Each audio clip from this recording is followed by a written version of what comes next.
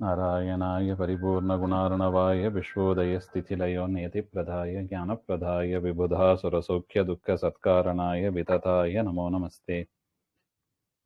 नारायणं सुरगुरुं जगदेकनाथं भक्तप्रियं सकललोकनमस्कृतं च त्रैगुण्यवर्जितमजं विभुमाद्यमीशं वन्दे भवघ्नममरासुरसिद्धवन्द्यम्। नारायणं नमस्कृत्य नरं चैव नरोत्तमं देवीं सरस्वतीं व्यासं ततो जयमुदीरयेत्। कृष्णाय वासुदेवाय हरये परमात्मने प्रणतक्लेशनाशाय ಗೋವಿಂದಾಯ ನಮೋ ನಮಃ. ಶ್ರೀಮನ್ ಮಹಾಭಾರತ ತಾತ್ಪರ್ಯ ನಿರ್ಣಯ ದ್ವಿತೀಯೋಧ್ಯಾಯದಲ್ಲಿ 46ನೇ ಶ್ಲೋಕ. ಅಧಿಕಂ ಯೇ ಕೃತಂ ತತ್ರ ತೈರೂಪಂ ಕೃತಮತ್ರ ತತ್ ಕರ್ಣಾಧ್ಯೈರಧಿಕಂ ಯೇಸ್ತು ಪ್ರಾದುರ್ಭಾವದ್ವಯೇ ಕೃತಂ ವಿವಿಧಾಧ್ಯೈಹಿ ತೈಃ ಪಶ್ಚಾತ್ ವಿಪ್ರತೀಪಂ ಕೃತಂ ಹರೇಹೇ. ಅಂದ್ರೆ ಪರಮಾತ್ಮ ದೇವತೆಗಳಿಗೆ ಸೇವೆ ಮಾಡೋದಕ್ಕೆ ಅಂತ ಅವಕಾಶ ಕೊಟ್ಟದ್ದು ರಾಮಾವತಾರ ಮತ್ತು ಕೃಷ್ಣಾವತಾರದಲ್ಲಿ ವಿಶೇಷವಾಗಿ.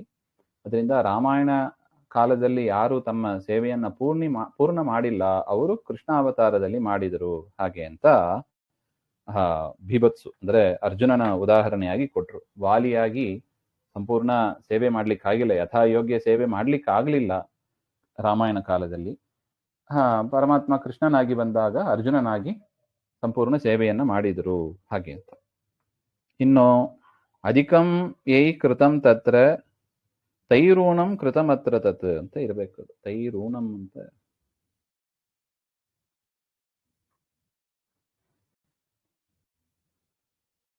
ತೈರೂಣಂ ಅಂತ ಇದೆ ನೋಡಿ.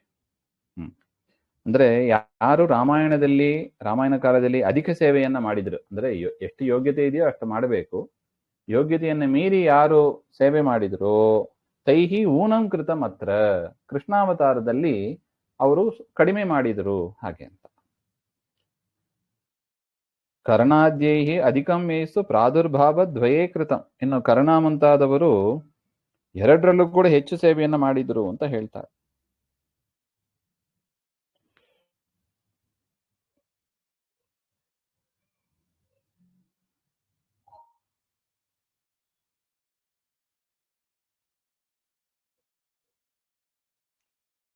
ವ್ಯಾಖ್ಯಾನದಲ್ಲಿ ಹೆಂಗೆ ಬರೀತಾರೆ ಅಂದ್ರೆ, ಕರ್ಣಾದ್ಯೈಹಿ ತೈರತ್ರ ಕೃಷ್ಣಾವತಾರೇ ಕರ್ಣಾದ್ಯೈಹಿ ಅಂದ್ರೆ ಕರ್ಣಾದಿ ರೂಪೈಹಿ ಊನಂ ಅಲ್ಪಕಾರ್ಯಂ ಕೃತಂ ಅಂತ ಹೇಳ್ತಾರೆ.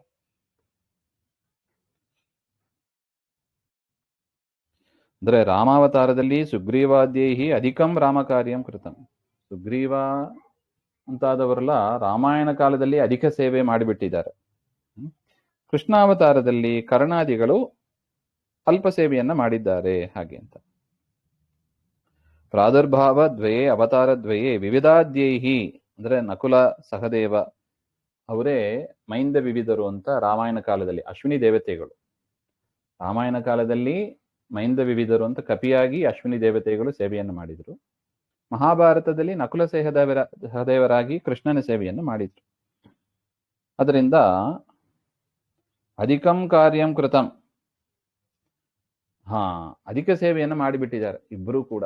ಅದರಿಂದ ಏನಾಯಿತು, ಪಶ್ಚಾತ್ ಅನಂತರ ಅಂದ್ರೆ ವಿವಿಧಾದ್ಯೈಹಿ ಕೃಷ್ಣಾವತಾರದಲ್ಲಿ ಸ್ವಲ್ಪ ಪರಮಾತ್ಮನಿಗೆ ವಿರುದ್ಧವಾಗಿ ನಡ್ಕೊಂಡ್ಬಿಟ್ರು ಅಂತ ಮುಂದೆ ಬರುತ್ತದೆ. ರಾಮಾಯಣ ಮಹಾಭಾರತ ನೋಡುವಾಗ ನಾವು ನೋಡ್ಲಿಕ್ಕಿದ್ದೀವಿ. ಮಹಿಂದ ವಿವಿಧರು ಸಜ್ಜನರೇ, ಅಶ್ವಿನಿ ದೇವತೆಗಳೇ, ಆದರೂ ಕೂಡ ಕೃಷ್ಣನ ವಿರುದ್ಧವಾಗಿ ಮಾಡಿದ್ರು ಹಾಗೆ ಅಂತ.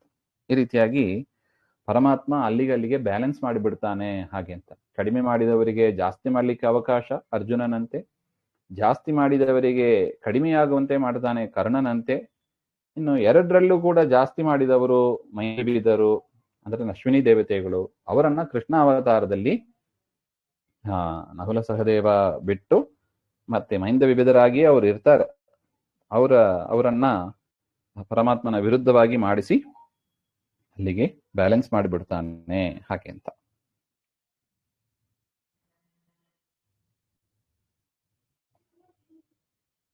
ಅದರಿಂದ ಸ್ವರೂಪ ಇದು ತಾತ್ಪರ್ಯ ಅರ್ಥ ಆಗಿಲ್ಲ ಅಂದ್ರೆ ಈ ವಿಚಾರಣೆ ಅರ್ಥ ಆಗೋದಿಲ್ಲ ನಮಗೆ. ಮತ್ತೆ ಅನೇಕ ಜನ್ಮಗಳ ವಿಚಾರವನ್ನ ಒಪ್ಪಿದವರು ಮಾತ್ರ ಇದನ್ನೆಲ್ಲ ಅರ್ಥ ಮಾಡ್ಕೊಳ್ಳಿಕ್ಕೆ ಸಾಧ್ಯ.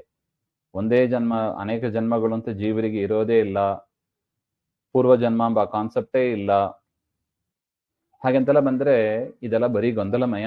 ರಾಮಾಯಣಕ್ಕೂ ಮಹಾಭಾರತಕ್ಕೂ ಸಂಬಂಧ ಹಚ್ಚಿದ ಏಕೈಕ ಆಚಾರ್ಯರು ಅಂದ್ರೆ ಶ್ರೀಮದ್ ಆಚಾರ್ಯರು, ಬೇರೆ ಯಾರು. ರಾಮಾಯಣ ಬೇಕಾದ್ರೆ ಬರೆದಿದ್ದಾರೆ, ಆದ್ರೆ ಎರಡನ್ನು ಲಿಂಕ್ ಮಾಡಿ, ಗೀತೆಗಂತೂ ಕೆಟ್ಟದಾಗಿ ಬರೆದಿಟ್ಟಿದ್ದಾರೆ, ಆದ್ರೆ ಎರಡನ್ನು ಸಂಯೋಜನೆ ಮಾಡಿ ಸರಿಯಾದ ವಿಚಾರವನ್ನ ತಿಳಿಸಿಕೊಟ್ಟವರು ಅಂದ್ರೆ ಶ್ರೀಮನ್ ಮಧ್ವಾಚಾರ್ಯರು. ಹಾಗೆ ಅಂತ ಹೆಮ್ಮೆ ಪಡಬೇಕಾದ ವಿಚಾರ ನಾವಿದು. ನೋಡಿ ಎಷ್ಟು ಚೆನ್ನಾಗಿ ವಿಚಾರ ಮಾಡಿ ಹೇಳ್ತಾರೆ ನೋಡಿ. ತಾರತಮ್ಯ ಒಪ್ಪಬೇಕು, ಪೂರ್ವಜನ್ಮ ಅಪರಜನ್ಮ ಅಂತ ಅನೇಕ ಜನ್ಮಗಳನ್ನ ಒಪ್ಪಬೇಕು. ಒಪ್ಪುವವರಿಗೆ ಇದೆಲ್ಲ ಸ್ಪಷ್ಟವಾಗಿ ಅರ್ಥ ಆಗ್ತದೆ. ತಾರತಮ್ಯನೇ ಇಲ್ಲ ಅಂತ ಹೇಳಿಬಿಟ್ರೆ ಮತ್ತೆ ಅಧಿಕ ಸೇವೆ ಎಂಬ ಅದೆಲ್ಲ ಹೆಂಗ್ ಕೂಡ್ತದೆ? ಅಧಿಕ ಸೇವೆ, ನ್ಯೂನ ಸೇವೆ, ತಾರತಮ್ಯ ಒಪ್ಪಿದ್ರೆ ಇಷ್ಟು ಮೆಷರ್, ಅವರ ಯೋಗ್ಯತೆ ಇಷ್ಟಿದೆ ಹಾಗೆಂತ ಒಪ್ಪಿದ್ರೆ ಮಾತ್ರ ಯೋಗ್ಯತೆ ಮೀರಿ ಹೋಯ್ತು, ಯೋಗ್ಯತೆ ಕಡಿಮೆ ಆಯ್ತು ಹಾಗೆಂತ ಮೆಷರ್ ಮಾಡ್ಲಿಕ್ಕೆ ಬರುತ್ತದೆ. ಅದರಿಂದ ತಾರತಮ್ಯ, ಮಹಾಭಾರತ ರಾಮಾಯಣ ಎರಡಕ್ಕೂ ಕೂಡ ತಾರತಮ್ಯ ಒಪ್ಪಿಗೆಯಾಗಿರತಕ್ಕದ್ದು ಅಂತ ಅರ್ಥ ಆಯ್ತು ನೋಡಿ. ಅದರಿಂದ ರಾಮಾಯಣ ಮಹಾಭಾರತ ಅರ್ಥ ಆಗಬೇಕು ಅಂದ್ರೆ ತಾರತಮ್ಯ ಒಪ್ಪಿದ್ರೆ ಮಾತ್ರ ಅರ್ಥ ಆಗ್ತದೆ. ತಾರತಮ್ಯ ಒಪ್ಪಿಲ್ಲ ಅಂದ್ರೆ ಇದೆಲ್ಲ ಅರ್ಥನೇ ಆಗೋದಿಲ್ಲ. ಹಾಗೆ ಅಂತ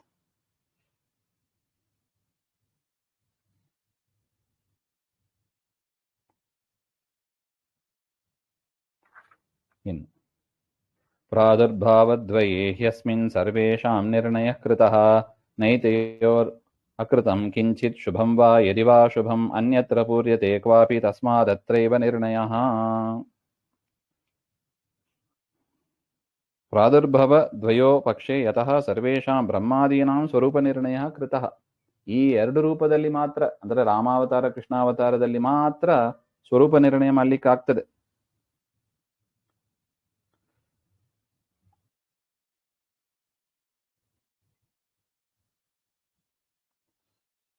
ಏತಯೋಃ ಅವತಾರಯೋಃ ಕಿಂಚಿತ್ ಶುಭಂ ವಾ ಯದಿ ವಾ ಅಶುಭಂ ಅಕೃತಂ ನ ಕೃತಂ ಅನ್ಯತ್ರ ಅವತಾರೇ ಕ್ವಾಪಿ ನ ಪೂರ್ಯತೆ.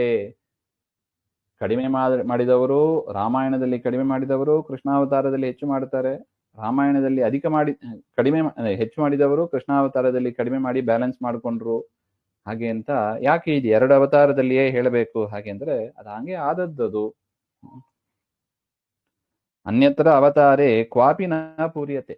ಬೇರೆ ಅವತಾರದಲ್ಲಿ ಯೋಗ್ಯತೆಗೆ ತಕ್ಕಂತೆ ಸೇವೆ ಎಂಬುದು ಅದು ಪೂರ್ಣ ಆಗೋದೇ ಇಲ್ಲ. ಹಾಗೆ ಅಂತ ಕಿಂತು ಅತ್ರೈವ ಪೂರ್ಯತೆ. ರಾಮಾಯಣ ಕೃಷ್ಣಾವತಾರ, ರಾಮಾಯಣ ಮಹಾಭಾರತದಲ್ಲಿ ಅದು ಪೂರ್ಣ ಆಗೋದು. ಅದರಿಂದ ಯಾವ ಕಾರಣದಿಂದ ಬೇರೆ ಅವತಾರಗಳಲ್ಲಿ ಪೂರ್ಣ ಆಗೋದಿಲ್ಲ. ಅದರಿಂದ ಎರಡನೇ ತಗೋಬೇಕು. ತಸ್ಮಾತ್ ಅತ್ರೈವ ಅವತಾರದ್ವಯೇ ಏವ ನಿರ್ಣಯ ಜ್ಞಾತವ್ಯ. ತಾರತಮ್ಯವನ್ನ ಈ ಎರಡು ಅವತಾರದಲ್ಲಿ ನಾವು ನೋಡಿ ಅರ್ಥ ಮಾಡ್ಕೋಬೇಕು. ಬೇರೆ ಅವತಾರದಲ್ಲಿ ನಮಗೆ ಸಿಗೋದಿಲ್ಲ ಅದು. ಹಾಗೆ ಅಂತ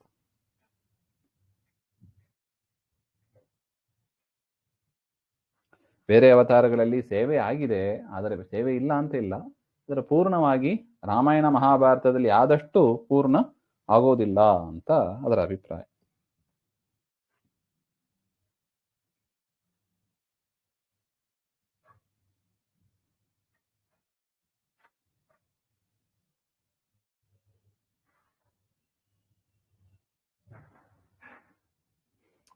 ಇಲ್ಲಿ ಒಂದು ಪ್ರಶ್ನೆ ಮಾಡ್ಕೋತಾರೆ. ನಾನು ಭಾರತಸ್ಯ ನಿಖಿಲಶಾಸ್ತ್ರ ಪ್ರಮೇಯ ನಿರ್ಣಯಕತ್ವೆ. ಈ ಅಧ್ಯಾಯ ಹೊರಟದ್ದು ಯಾತಕ್ಕೆ? ಈ ಅಧ್ಯಾಯ ಮಹಾಭಾರತ ಸರ್ವಶಾಸ್ತ್ರ ನಿರ್ಣಯ ಎಂಬುದನ್ನು ತೋರಿಸಿಕೊಡುವುದಕ್ಕಾಗಿ. ರಾಮಾಯಣ ಕೃಷ್ಣ ಕಥೆ ಕುತಃ ವರ್ಣನೀಯೇ ತೂಷ್ಣೀಂ ಶಾಸ್ತ್ರೀಯ ಪ್ರಮೇಯ ಉಪನ್ಯಾಸ ಉಪಪತ್ತೇ. ನೀವು ಸುಮ್ಮನೆ ಕತೆ ಹೇಳ್ಬಿಟ್ಟು ಹೋಗಿ ಇದನ್ನೆಲ್ಲ ನೀವು ಯಾಕೆ ಮಾಡ್ತಾ ಇದ್ದೀರಿ? ಹಾಗೆ ಅಂತ ಒಂದು ಪ್ರಶ್ನೆ. ನಚ ತತ್ ಪ್ರಮೇಯಾನಾಂ ಸದೃಷ್ಟಾಂತಂ ಬುದ್ಧ್ಯಾರೋಹಾಯ ಅವತಾರ ಪರಿಗ್ರಹೇಣ ಪ್ರವೃತ್ತಿ ಇತಿ ವಾಚ್ಯಂ. ಈ ವಿಚಾರ ಎಲ್ಲ ನಾವು ಮಾಡದೆ ಹೋದರೆ ಸದೃಷ್ಟಾಂತಂ ಹಿ ಭಾರತೆ ಹಾಗೆಂತ ಹೇಳ್ತಾರೆ. ಶಾಸ್ತ್ರದ ವಿಚಾರಕ್ಕೆ ದೃಷ್ಟಾಂತ ನಮಗೆ ಯಾವುದು ಹಾಗೆಂದ್ರೆ ರಾಮಾಯಣ ಮಹಾಭಾರತನೇ. ಅದರಿಂದ ಶಾಸ್ತ್ರದಲ್ಲಿ ವೇದಾದಿಗಳಲ್ಲಿ ಏನು ಹೇಳಿದ್ದಾರೆ ಅದಕ್ಕೆ ದೃಷ್ಟಾಂತ ಎಲ್ಲಿ ಸಿಗ್ತದೆ ನಮಗೆ ಹಾಗೆ ಅಂದ್ರೆ ಅದು ರಾಮಾಯಣ ಮಹಾಭಾರತದಲ್ಲಿ ಸಿಗೋದು. ಯಾಕೆ? ಅಲ್ಲೇ ದೇವತೆಗಳು ಪೂರ್ಣವಾಗಿ ಸೇವೆ ಮಾಡ್ಲಿಕ್ಕೆ ಅವಕಾಶ ಆಗ್ತಾ ಇದೆ ಎಂಬ ಈ ವಿಚಾರನೆಲ್ಲ ತಿಳ್ಕೊಂಡ್ರೆ ಮಾತ್ರ ನಮಗೆ ಮಹಾಭಾರತ ರಾಮಾಯಣದ ಒಂದು ಹಿರಿಮೆ ನಮಗೆ ಸ್ಪಷ್ಟ ಆಗ್ತದೆ.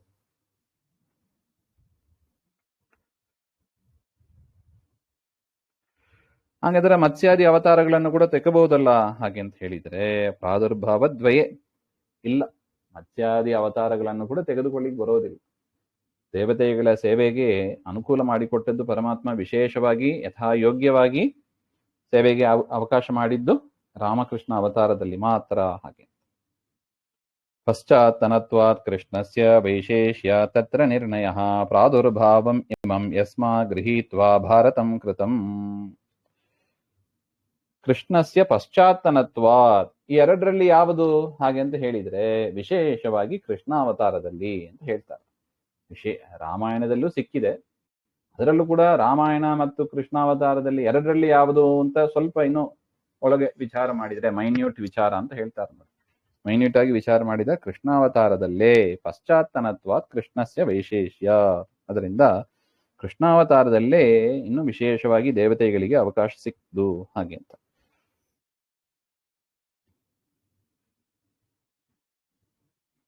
ನನು ಕೃಷ್ಣಾವತಾರಸ್ಯ ನಿರ್ಣಾಯಕತ್ವೇ ಭಾರತಸ್ಯ ಕಿಂ ಆಯಾತಂ ಇತ್ಯತಃ ಪ್ರಾದುರ್ಭಾವಂ ಇಮಂ ಯಸ್ಮಾತ್ ಗೃಹೀತ್ವಾ ಭಾರತಂ ಕೃತಂ. ಯಾವ ಕಾರಣದಿಂದ ಕೃಷ್ಣಾವತಾರದಲ್ಲಿ ವೈಶೇಷ್ಯ ಇದೆ, ಅದರಿಂದ ನಿರ್ಣಯವನ್ನ ಮಾಡೋದಕ್ಕೆ ಕೃಷ್ಣಾವತಾರವನ್ನೇ ತೆಗೆದುಕೊಂಡು ಭಾರತವನ್ನೇ ವಿಶೇಷವಾಗಿ ನಾವು ನಿರ್ಣಯ ಮಾಡ್ತಾ ಇದ್ದೀವಿ. ಹಾಗೆ ನೋಡಿ, ಮಹಾಭಾರತವನ್ನು ಯಾಕೆ ತೆಗೆದು ನಿರ್ಣಯ ಮಾಡ್ತೀರಿ ಎಂಬ ಅದಕ್ಕೂ ಕೂಡ ಉತ್ತರ ಕೊಟ್ಟಂತೆ ಆಯ್ತು. ಯಾಕೆ? ದೇವತೆಗಳ ವಿಚಾರ ಎಲ್ಲವೂ ಕೂಡ ವಿಶೇಷವಾಗಿ ನಮಗೆ ಕಂಡು ಬರೋದು ಕೃಷ್ಣಾವತಾರದಲ್ಲಿ. ಹಾಗೆ ಅದರಿಂದ ಮಹಾಭಾರತವನ್ನ ಸರಿಯಾಗಿ ಅರ್ಥ ಮಾಡಿಕೊಂಡ್ರೆ ಸರ್ವಶಾಸ್ತ್ರ ಪ್ರಮೇಯ ನಮಗೆ ಸ್ಪಷ್ಟವಾಗ್ತದೆ. ಹಾಗೆ ಆ ರೀತಿಯಾಗಿ ಮಹಾಭಾರತವನ್ನ ಭಗವತಾ ಅಂದ್ರೆ ವೇದವ್ಯಾಸರೇ ಅಂತ ಗ್ರಂಥವನ್ನ ನಮಗೆ ಮಾಡಿಕೊಟ್ಟಿದ್ದಾರೆ. ವಿಸ್ತರೇಣ ಅಧಿಕೃತ್ಯ ಭಾರತಂ ಕೃತಂ, ವಿಸ್ತಾರವಾಗಿ ನಮಗೆ ಕೃಷ್ಣನ ಮಹಿಮೆ ಅರ್ಥ ಆಗುವಂತೆ ಮಹಾಭಾರತದಲ್ಲಿ ಮಾಡಿಕೊಟ್ಟಿದ್ದಾರೆ ಭಗವತ ವ್ಯಾಸೆ. ಅನ್ಯಥಾ ತನ್ನಸ್ಯ, ಅದು ಮಾಡದೇ ಹೋಗಿದ್ರೆ, ಮಹಾಭಾರತ ಇಲ್ಲದೆ ಹೋಗಿದ್ರೆ ನಮಗೆ ಇದು ಅರ್ಥ ಆಗೋದು ಇಲ್ಲ. ಅದರಿಂದ ಮಹಾಭಾರತ ನಿರ್ಣಯ ಮಾಡೋದು ಕೂಡ ಅವಶ್ಯ.